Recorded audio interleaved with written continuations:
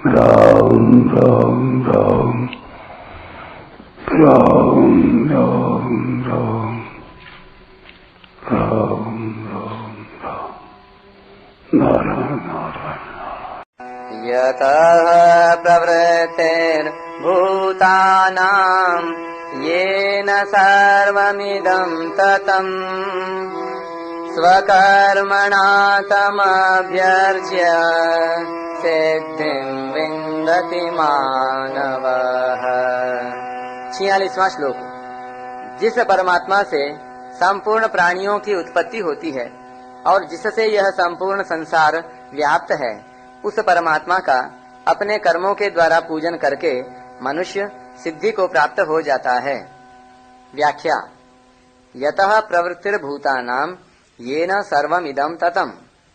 जिस परमात्मा से संसार पैदा हुआ है, जिससे संपूर्ण संसार का संचालन होता है, जो सबका उत्पादक, आधार और प्रकाशक है और जो सब में परिपूर्ण है, अर्थात जो परमात्मा अनंत ब्रह्मांडों की उत्पत्ति से पहले भी था, जो अनंत ब्रह्मांडों के लीन होने पर भी रहेगा और अनंत ब्रह्मांडों के रहते हुए भी जो रहता है तथा जो अनंत ब्रह्मांडों में व्याप्त है, उसी परमात्मा का अपने अपने स्वभावज यानी वर्णोचित स्वाभाविक कर्मों के द्वारा पूजन करना चाहिए। स्वकर्मणा तमभ्यर्च्य। मनुस्मृति में ब्राह्मणों के लिए 6 कर्म बताए गए हैं। स्वयं पढ़ना और दूसरों को पढ़ाना, स्वयं यज्ञ करना और दूसरों से यज्ञ कराना तथा स्वयं दान लेना और दूसरों को दान देना। इनमें पढ़ाना, यज्ञ कराना और दान लेना ये 3 कर्म जीविका के हैं और पढ़ना, यज्ञ करना और दान देना ये 3 कर्तव्य कर्म हैं। अध्यापनम अध्ययनम यजनम याजनम तथा दानम प्रतिग्रहम चैव ब्राह्मणानाम अकल्पयत्। उपर्युक्त शास्त्र नियत 6 कर्म और श्रम दम आदि 9 स्वभावज कर्म तथा इनके अतिरिक्त खाना पीना, उठना बैठना आदि जितने भी कर्म हैं, उन कर्मों के द्वारा ब्राह्मण 4 वर्णों में व्याप्त परमात्मा का पूजन करें। तात्पर्य है कि परमात्मा की आज्ञा से उनकी प्रसन्नता के लिए ही भगवत बुद्धि से निष्काम भाव पूर्वक सबकी सेवा करें। ऐसे ही क्षत्रियों के लिए 5 कर्म बताए गए हैं। प्रजा की रक्षा करना, दान देना, यज्ञ करना, अध्ययन करना और विषयों में आसक्त न होना। प्रजानां रक्षणं दानमीज्याध्ययनमेव च विषयस्व प्रसक्तिश्च क्षत्रियस्य समासतः। इन 5 कर्मों तथा शौर्य, तेज आदि 7 स्वभावज कर्मों के द्वारा और खाना पीना आदि सभी कर्मों के द्वारा क्षत्रिय सर्वत्र व्यापक परमात्मा का पूजन करें। वैश्य यज्ञ करना, अध्ययन करना, दान देना और ब्याज लेना तथा कृषि, गौरक्ष्य और वाणिज्य इन शास्त्र नियत और स्वभावज कर्मों के द्वारा शूद्र शास्त्र विहित तथा स्वभावज कर्म सेवा के द्वारा सर्वत्र व्यापक परमात्मा का पूजन करें। अर्थात अपने शास्त्र विहित स्वभावज और खाना पीना, सोना जागना आदि सभी कर्मों के द्वारा भगवान की आज्ञा से भगवान की प्रसन्नता के लिए भगवत बुद्धि से निष्काम भाव पूर्वक सबकी सेवा करें। पशूनां रक्षणं दानमीज्याध्ययनमेव च वणिक्पथं कुसीदं च वैश्यस्य कृषिमेव च। एकमेव तु शूद्रस्य प्रभुः कर्म समादिशत् एतेषामेव वर्णानां शुश्रूषा मनसूयया। शास्त्रों में मनुष्य के लिए अपने वर्ण और आश्रम के अनुसार जो जो कर्तव्य कर्म बताए गए हैं, वे सब संसार रूप परमात्मा की पूजा के लिए ही हैं।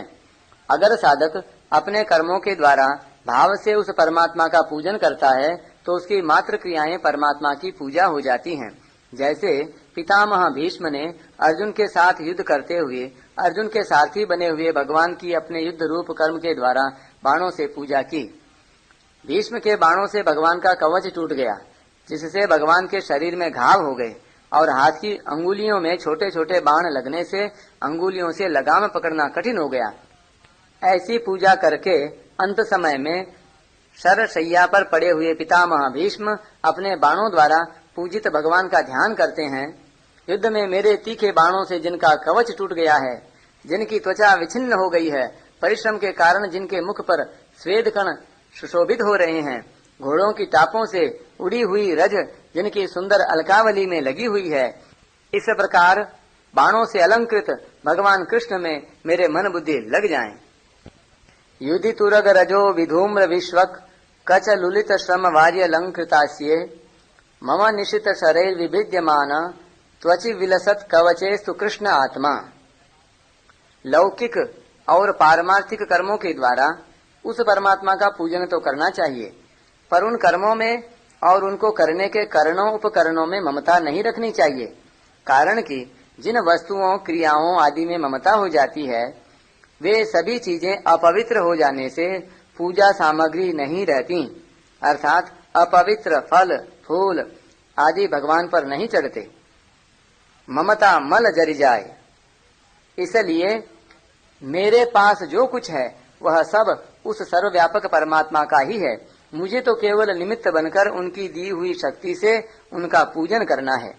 इस भाव से जो कुछ किया जाए वह सब का सब परमात्मा का पूजन हो जाता है।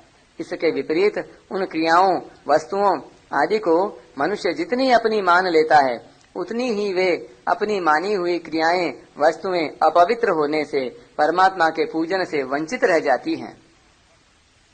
सिद्धिम विन्दति मानवः।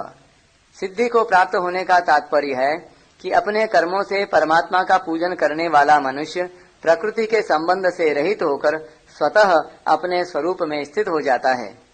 स्वरूप में स्थित होने पर पहले जो परमात्मा के समर्पण किया था, उस संस्कार के कारण उसका प्रभु में अनन्य प्रेम जागृत हो जाता है।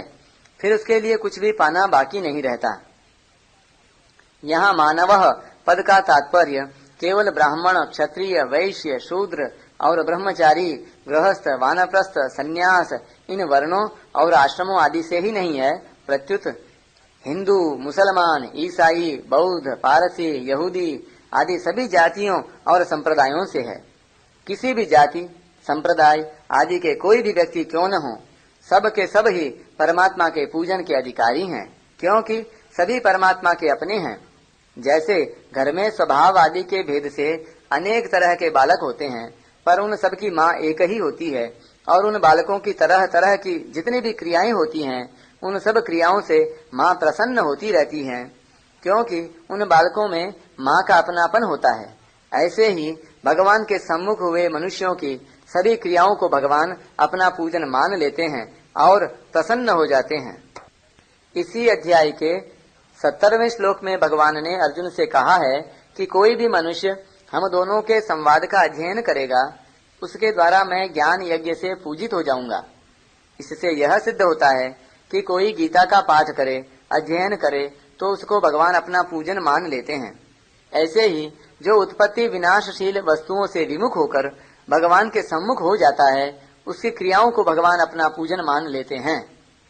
विशेष बात, कर्मयोग में कर्मों के द्वारा जड़ता से असंगता होती है, और भक्ति योग में संसार से असंगता पूर्वक परमात्मा के प्रति पूज्य भाव होने से परमात्मा की सम्मुखता रहती है।